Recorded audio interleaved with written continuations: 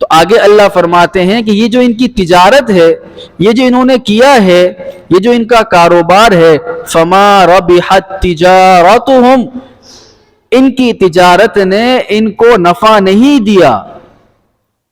حالانکہ عقل مند تو وہی ہے، سمجھدار آدمی وہی ہے کہ جو کاروبار کرتا ہے وہ نفع کو دیکھ کر کرتا ہے کہ یار میں یہاں کاروبار کر رہا ہوں، میں یہاں پیسے لگا رہا ہوں تو مجھے کچھ نفع ملے گا۔ یہ دنیا کی زندگی میں ایسا ہوتا ہے، ہر کسی کا طریقہ ہے، تجارت میں ہر کوئی یہ چاہتا ہے کہ مجھے نفع ملے، میں اگر کہیں پر انویسٹ کر رہا ہوں تو مجھے اس کے مقابلے میں کوئی نفع تو ملے۔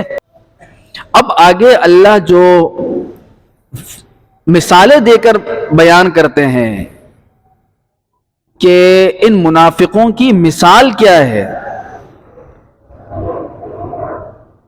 ایک تو اللہ یہ فرما رہے ہیں پہلے کہ بھئی انہوں نے، ان منافقوں نے ہدایت کے بدلے گمراہی کو خرید لی ہے، انہوں نے ہدایت کے مقابلے میں گمراہی کو ترجیح دی ہے، انہوں نے ہدایت کے مقابلے میں جو برا ہے، اللہ کے ہاں برا ہے، اللہ کی نظر میں برا ہے، انہوں نے اس کو پسند کیا ہے۔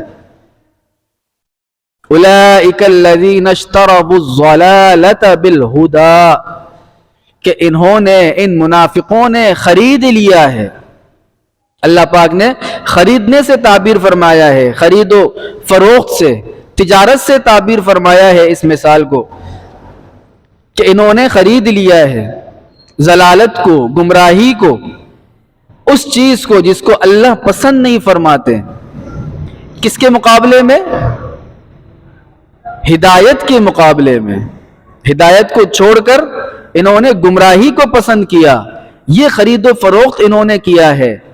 تو آگے اللہ فرماتے ہیں کہ یہ جو ان کی تجارت ہے، یہ جو انہوں نے کیا ہے، یہ جو ان کا کاروبار ہے، فما ربحت تجارتہم، ان کی تجارت نے ان کو نفع نہیں دیا۔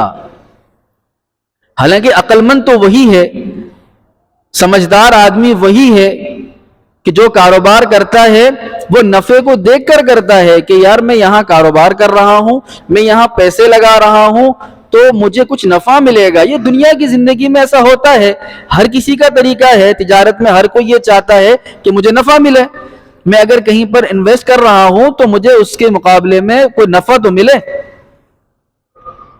تو اسی لیے اللہ نے یہ مثال دے کر فرمایا ہے کہ یہ جو تجارت ان منافقوں نے کی ہے کتنی غلط تجارت ہے، جس میں نفع ہی نہیں ہے،